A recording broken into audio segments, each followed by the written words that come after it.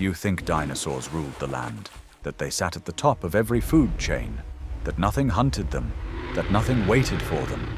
But that belief only works if you imagine the ancient world from above, from the sky, from the open plain, from a safe distance. The reality was lower, closer to the ground, closer to the waterline. In that world, dominance did not announce itself. It did not roar. It did not chase. It waited. Somewhere between mud and shadow, the rules changed. Size did not guarantee safety. Speed did not guarantee escape.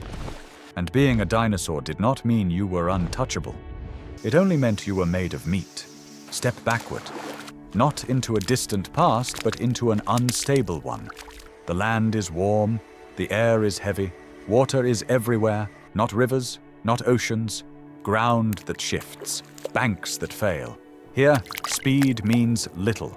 Footing decides everything. Most of what happens is never seen, only felt when the water moves at the wrong moment. There is something here you recognize. The shape is familiar. The posture feels ancient even to us. Low to the ground. Heavy where it matters. It looks like a crocodile. But that word doesn't quite fit. This animal is broader, longer. Its skull carries weight forward, as if the head was designed to arrive first. The limbs are not made for speed. They are made for leverage, for holding position when the ground shifts. The eyes do not scan the distance. They face upward, sideways, toward the surface tension of the water. This is not an ambush predator in the modern sense. It does not wait for deer. There are no deer here. It waits for mass, for pressure against the shoreline, for vibrations carried through mud and root. The body barely moves, but the mouth tells a different story.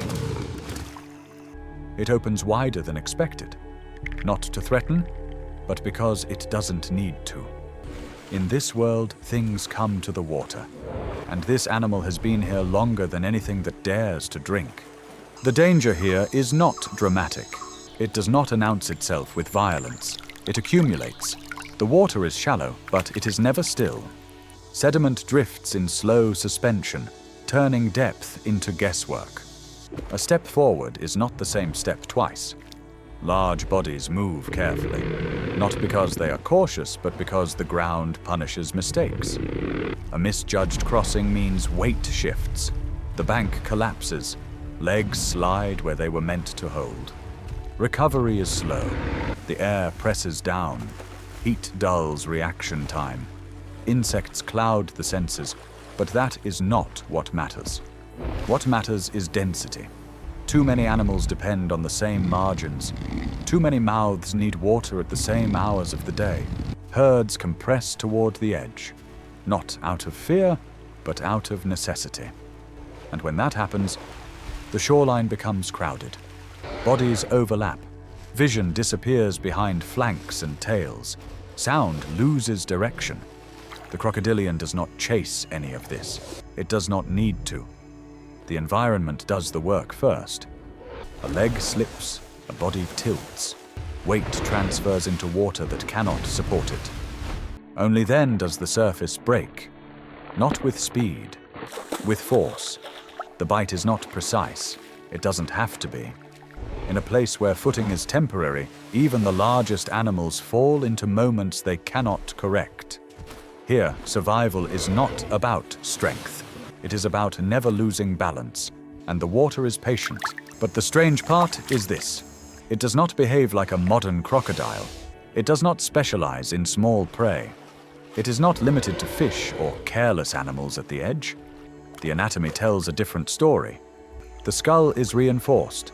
The snout is shorter, broader, built not for snapping, but for resisting stress. The teeth are not uniform. Some are conical, others are blunt, designed to hold, not slice. This animal does not need to drown its prey quickly. It needs to stay attached. When something large stumbles into reach, escape is not immediate. The struggle is vertical, awkward, unstable. A limb is seized, bone meets torsion. Joints fail before flesh does. This predator does not dismantle its victims with speed. It lets physics finish the process. Water adds weight. Mud steals traction. Panic accelerates collapse. Even animals built for size are not built for this. What surprises paleontologists is not that crocodilians could kill dinosaurs. It's how often the conditions favored it. The predator didn't need to be exceptional. The world already was. In an ecosystem where footing is temporary, ambush is not a tactic. It is an inevitability. The evidence does not arrive cleanly. It never does. There are bite marks, but not enough of them. Fractured bones with circular damage, but no body attached. Tooth impressions pressed into limb fossils found far from water. Some skeletons are missing parts they should not have lost to decay alone. Others show stress fractures that do not match trampling or transport. The problem is context. River systems erase themselves. Floodplains rearrange their own records. What kills near water rarely fossilizes where it happened. So scientists argue quietly. Was this active predation or opportunism taken to scale? Did crocodilians target young dinosaurs or fully grown individuals already compromised? Did they hunt or simply finish what the environment began? The fossils refuse to answer directly. Large crocodilian skulls appear in deposits where their supposed prey is rare. Dinosaur remains appear in places that suggest transport, not death. Models conflict, reconstructions disagree, even the size of these animals is debated. A few more vertebrae here, a misidentified fragment there, and the predator becomes something else entirely.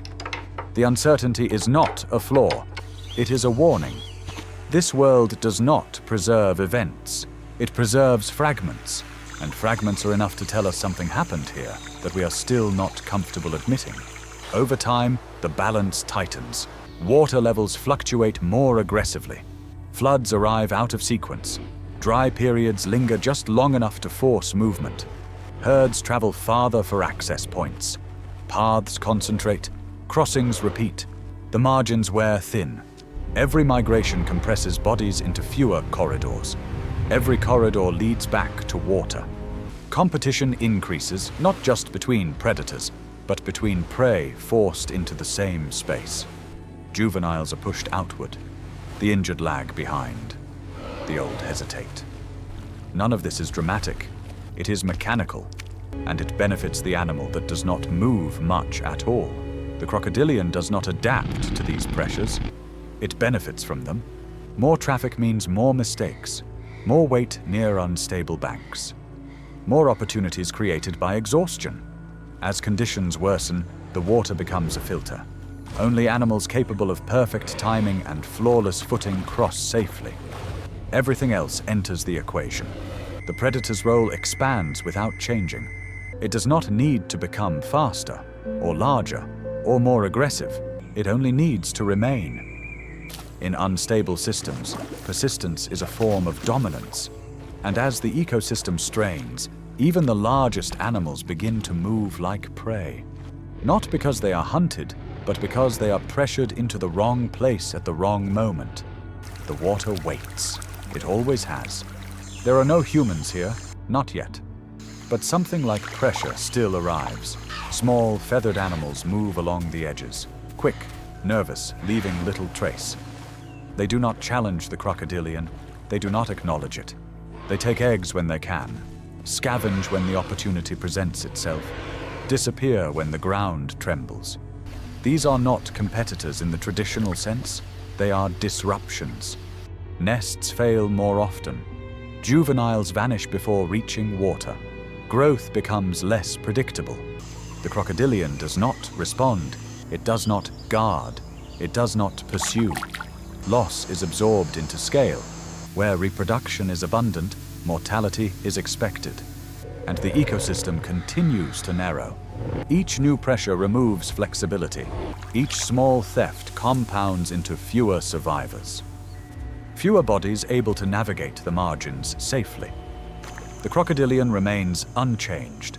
It is not shaped by intelligence above it, only by forces that push mass toward water.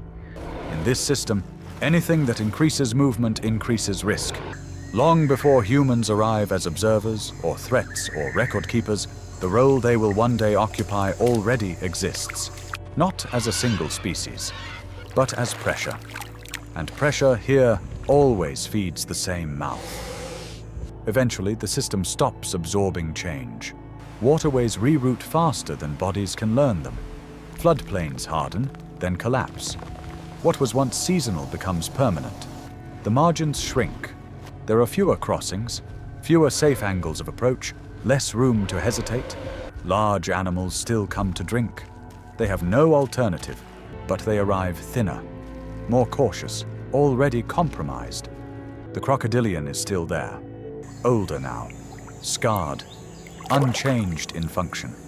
It no longer needs abundance, only predictability. And predictability has vanished. The environment no longer filters mistakes slowly. It corrects them immediately. A slip that once meant injury now means submersion.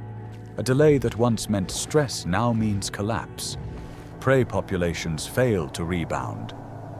Not because they are hunted too efficiently, but because the system no longer supports recovery. The crocodilian survives this phase better than most. But survival is no longer dominance. It is endurance in a shrinking world. When an ecosystem loses redundancy, there is no longer balance. There is only persistence until something breaks. And at this point, nothing bends anymore. There is no final moment, no singular catastrophe that erases this world in an instant. Things simply stop appearing.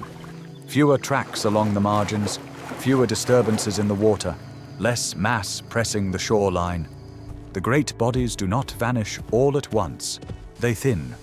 One crossing goes unused. One nesting ground falls silent. One generation fails to replace the last. The crocodilian persists longer than most. Its strategy does not depend on abundance. It does not require speed or precision or coordination. But even persistence has limits. As prey collapses, so does opportunity. Large meals become rare. Waiting becomes longer. Energy budgets fail quietly. Eventually, even the water grows still. The predator does not lose a battle. It is not outcompeted. It simply finds itself in a world where the conditions it relied upon no longer exist. The ecosystem does not mourn. It moves on. And when sediment finally settles, what remains is not a story of victory or defeat. Only gaps, bones without context, teeth without a mouth, impressions of violence with no witness left alive. The crocodilian does not disappear dramatically. It disappears the way systems do, by no longer being possible. What survives is incomplete, fragments of skulls too large to resemble anything alive today. Teeth worn flat at the tips, suggesting contact with bone again and again. Trackways end abruptly at ancient shorelines. No exit marks, no return path. In museum drawers, they are labeled cautiously. Crocodiliform, indeterminate, large. Modern crocodiles still exist, but they are echoes, scaled down, restricted, confined to ecosystems that no longer resemble what once supported their kind. They still wait at the water's edge. They still watch vibrations. They still kill with patience. But they no longer face prey that outweighs them by tons. That absence matters because it tells us something without needing explanation. There was a time when the water did not fear dinosaurs. When entering a river meant crossing into a system that did not care what you were built to survive. That world is gone. But the strategy remains. And when a modern crocodile does not move, when it watches without blinking, when it holds position longer than seems necessary, it is not remembering. It is repeating something that once worked on animals far larger than us. Which is why, even now, standing at the edge of still water feels wrong. Not dangerous, just unfinished. It is fortunate this world no longer exists. A world where dominance was decided not by strength, but by footing. Where the largest animals on land could vanish without being chased. Where the water did not divide safety from danger, but concealed the moment when control was lost. The crocodilians that remain today are smaller, slower, contained. The margins are regulated, the crossings mapped, the risks mostly known. Mostly. Because the strategy never disappeared. It was only reduced to a scale we tolerate. The ancient world did not reward ambition, it punished misplacement. And in that world, dinosaurs were not overthrown. They were taken when the ground failed them, quietly, without witnesses, without memory. It is good that we no longer live in a place where the water decides who belongs to the land. Or at least, not entirely.